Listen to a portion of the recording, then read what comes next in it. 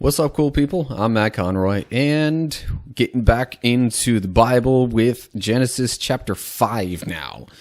So we had creation, we had the fall, aka, the first sin, and we had things basically getting even worse from there. We had, you went from eating fruit God said not to straight up murder.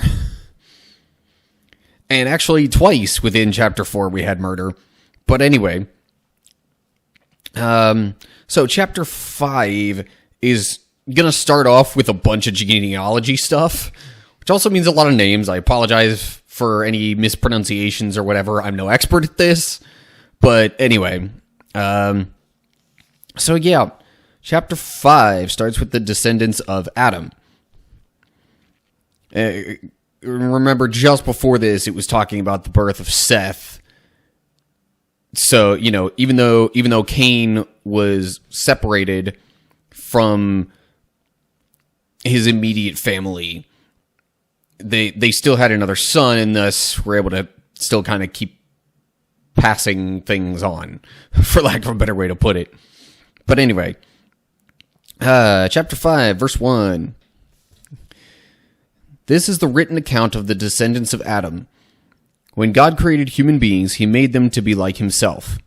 He created them male and female, and he blessed them and called them human.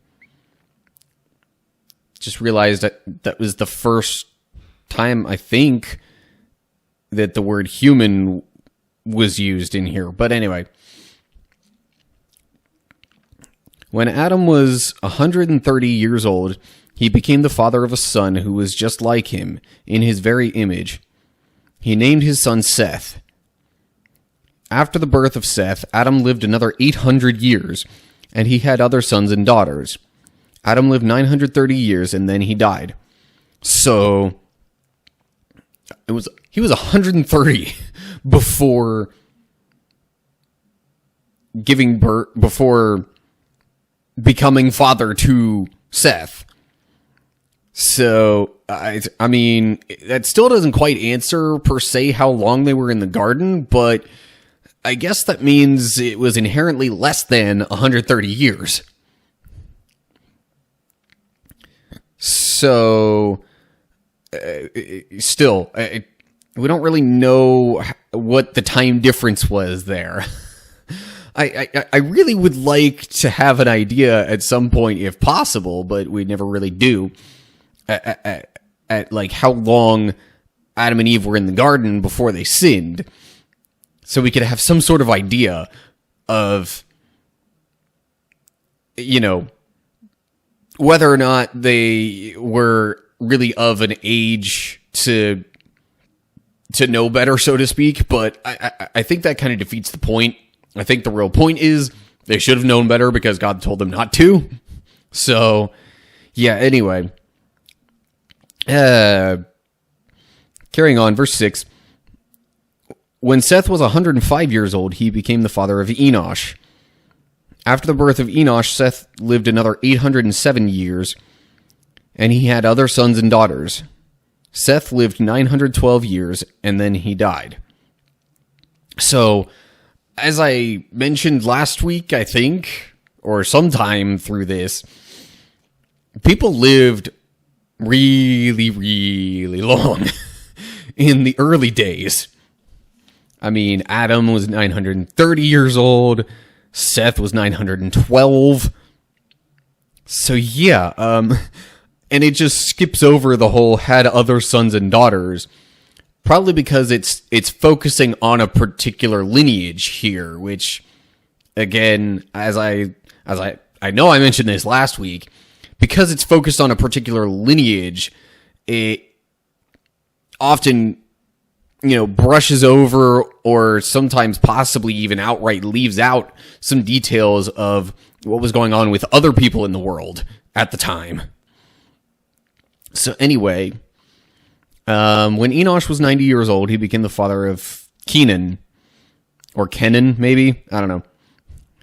I'm going to go with Kenan on that, I guess. After the birth of Kenan, Enosh lived another 815 years, and he had other sons and daughters. Enosh lived 905 years, and then he died. Sorry, just my inclination to go with Kenan there is just because there's only one E instead of two. I don't want to get stuck on, like, Kenan Thompson or whatever, because, I mean, he has two E's in his name, I'm pretty sure. If not, correct me. Whatever. But, yeah, just, I don't want to keep thinking of freaking Kenan Thompson when I read that name. Anyway, when Kenan was 70 years old, he became the father of Mahalalel. After the birth of Mahalalel, Kenan lived another 840 years, and he had other sons and daughters. Kenan lived 910 years, and then he died.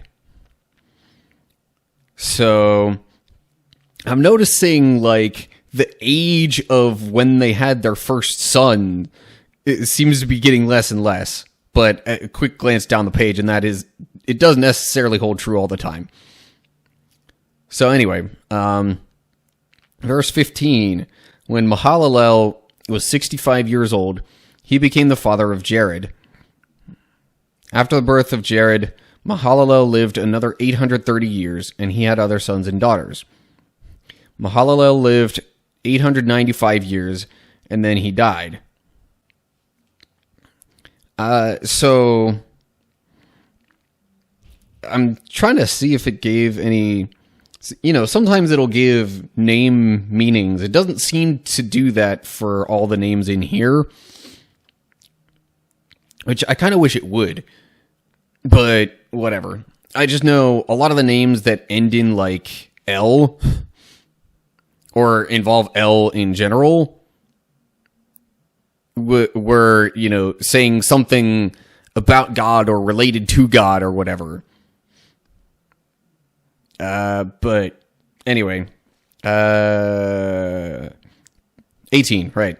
So when Jared was 162 years old, he became the father of Enoch. After the birth of Enoch, Jared lived another 800 years, and he had other sons and daughters. Jared lived 962 years, and then he died. Oldest one yet. When Enoch was 65 years old, he became the father of Methuselah. After the birth of Methuselah, Enoch lived in close fellowship with God for another 300 years, and he had other sons and daughters. Enoch lived 365 years, walking in close fellowship with God. Then one day he disappeared because God took him. Different, like, it's not, and then he died. It's God took him.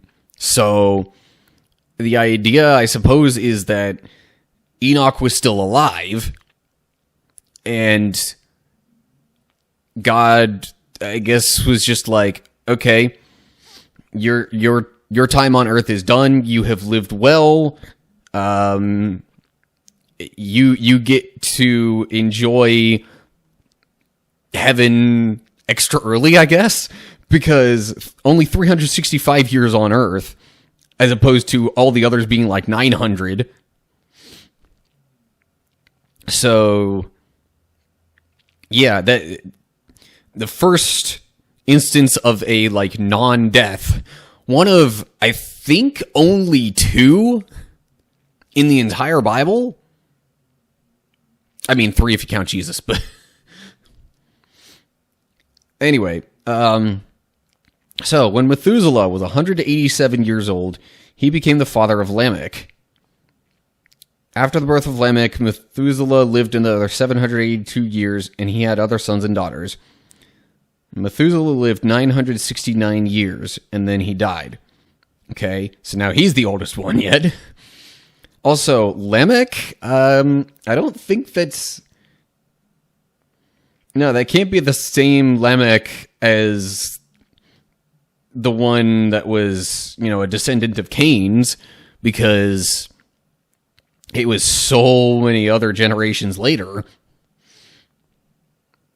So, yeah, guess we're starting to get a couple of names that repeat in here. And I guess, later on in the Bible, when it gets to, names being, like, certain names having been used far more often, you'll get things like, so-and-so, the son of so-and-so, the son of so-and-so, like, tracking back some of the lineage to differentiate. Yeah, it's like, let's say the name was Daniel, for example. It would be like, yeah, it's this Daniel we're talking about rather than that one. So, anyway, but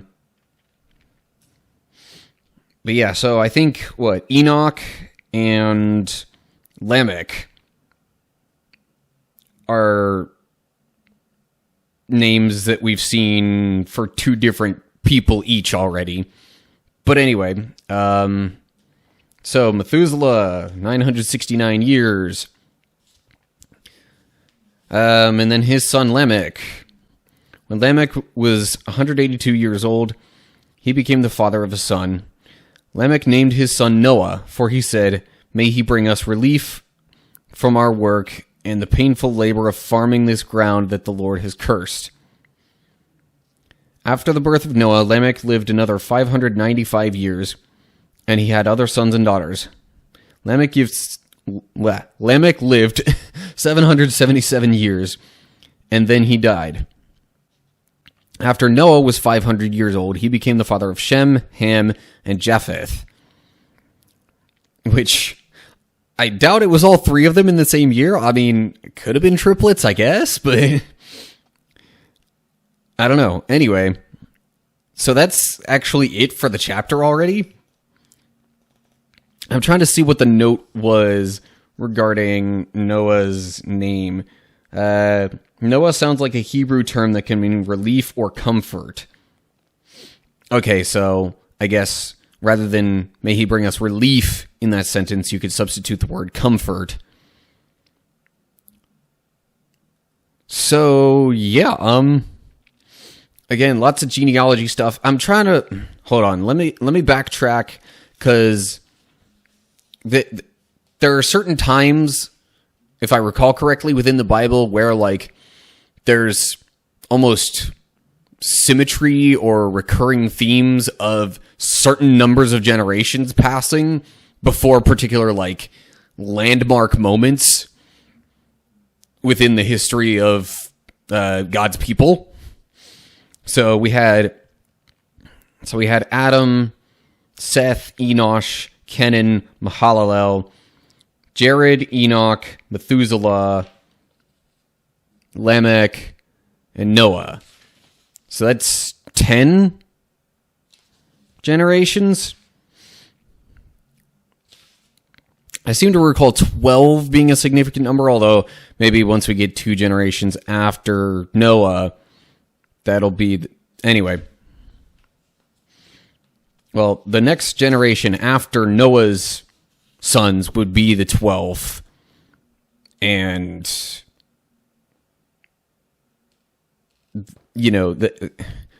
essentially after, well, maybe I shouldn't get too much into it, because then I'm getting ahead of myself. But anyway, so 10 generations, and a grand total of, I might need to bust out a calculator for this, but, I don't know, we'll see.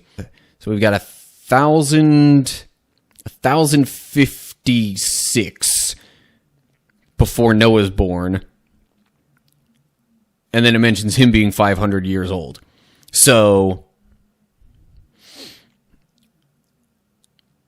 I assume what comes up next in chapter 6 is after Noah's 500 years old, because why would it state that specifically, unless that was the year that he gave birth to Shem, Ham, and Japheth, meaning they were triplets. But otherwise, well, I mean, whether or not it's like that,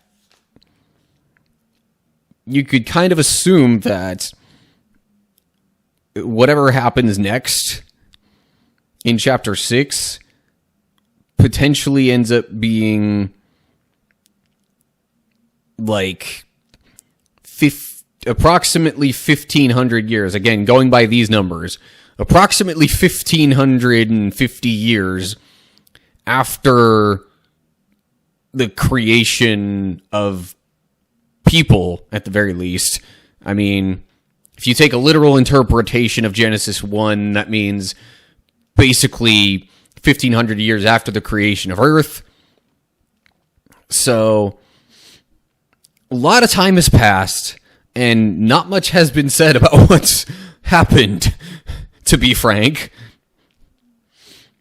So anyway, that's all the more I really care to talk about in regards to this chapter. Not really any big takeaway kind of thing from this, other than just here's a genealogy, like a history of what happened, and where the how the lineage of God's people went, and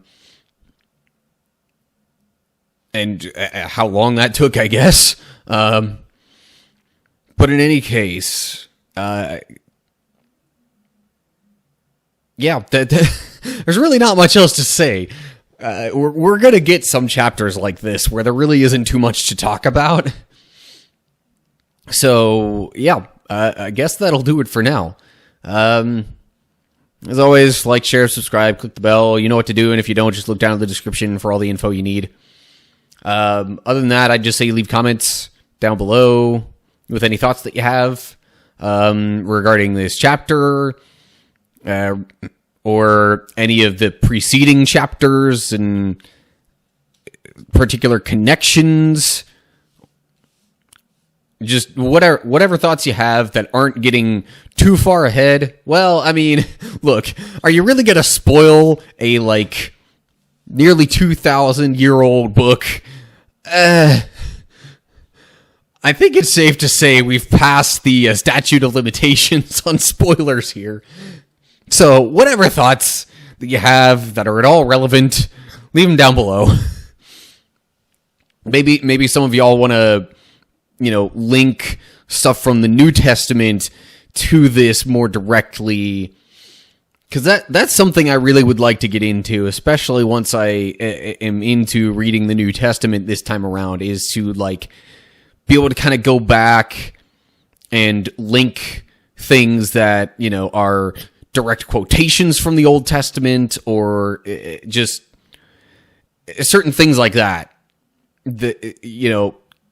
kind of have a stronger, better understanding of the connections and the links between what might be said or what's happening in the New Testament and, the Old Testament thing that kind of initially introduced the idea, or that they're referring to, or whatever that happens to be. But anyway, I digress. So, that's it for this week. I hope you're all doing well. Hopefully I will see you next week for Chapter 6. But until then, stay cool, people.